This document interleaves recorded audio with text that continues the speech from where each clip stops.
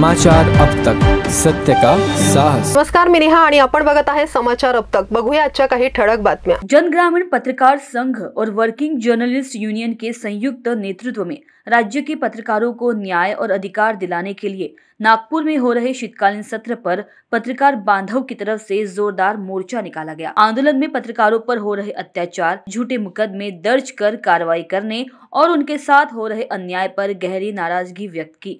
उनका कहना है कि पत्रकार समाज के सामने सच्चाई लाते हैं, लेकिन ईमानदार पत्रकारों को झूठे मुकदमों में फंसाकर दबाया जाता है, क्योंकि वे राजनीतिक नेताओं के इशारे पर काम नहीं करते। पिछले 5 वर्षों में पत्रकारों पर डजन भर मुकदमे दर्ज किए गए हैं, जिनमें से कई झूठे होने की बात आंदोलनकारियों ने कही। इन सभी समस्याओं का समाधान कराने के लिए आज पत्रकारों ने विधान भवन के सामने मोर्चा निकालकर अपनी 5 प्रमुख मांगों को पूरा करने की अपील की और नारेबाजी के माध्यम से अपनी आवाज बुलंद की।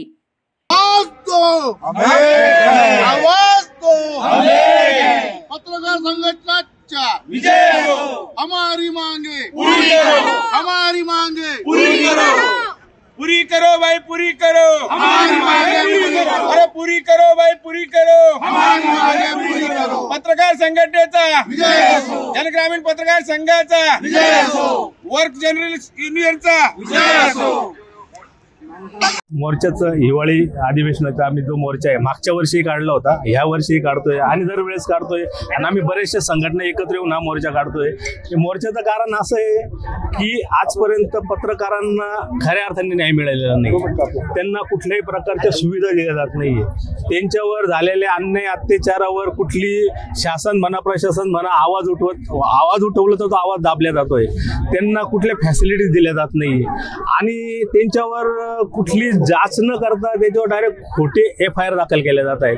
आमचं म्हणणं असं आहे जसे बा इतर गुन्ह्यांवर जसं DYSP वगैरेची चौकशी करून त्यांच्यावरती गुन्हे दाखल केले जातात, तसंच पत्रकारांवर सुद्धा त्यांच्या चौकशा करूनच त्यांच्यावर गुन्हे दाखल केले पाहिजे।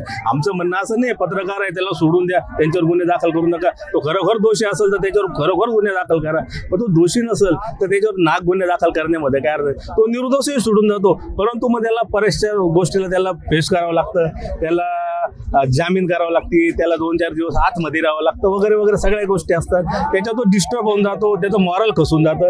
तर हे झालं नाही पाहिजे व कुठंतरी व शासनाने याच्यावर लक्ष दिलं पाहिजे।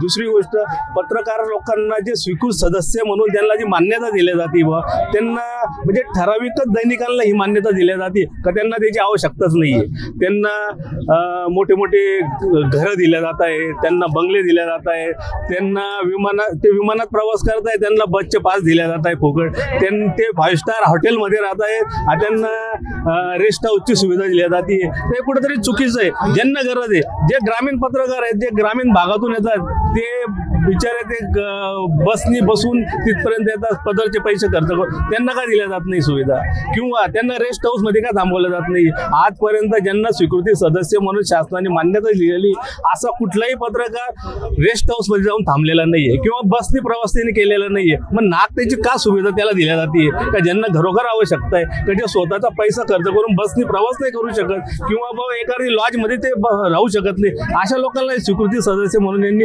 मान्यता दिली पाहिजे, अशी आमची मागणी आहे। मी रास्त आहे, हे काही चुकीचे नाहीये, हे शासनालाही कळतंय, परंतु शासन या गोष्टीवर कानाडोळा करतंय आणि त्यांचं म्हणणं आहे की हे पत्रकार लोक कसं आहे सर, आमची प्रॉब्लेम असा आहे की आम्ही एकत्र येत नाही, एका व्यासपीठावर येत नाही, प्रत्येक जण असं वाटतं की नाही माझी संघटना मोठी, प्रत्येकाची संघटना मोठी, परंतु आपण एका व्यासपीठावर येणं गरजेचं आहे आणि त्यात स्वतःला न्याय मिळवून देण्यासाठी आणि जोपर्यंत आपण दबाव तंत्र निर्माण करत नाही तोपर्यंत शासनही आपली दखल घेणार नाही। स्टेप पे हम फिर रास्ते पे उतरेंगे, भी बड़ा जन आंदोलन होगा।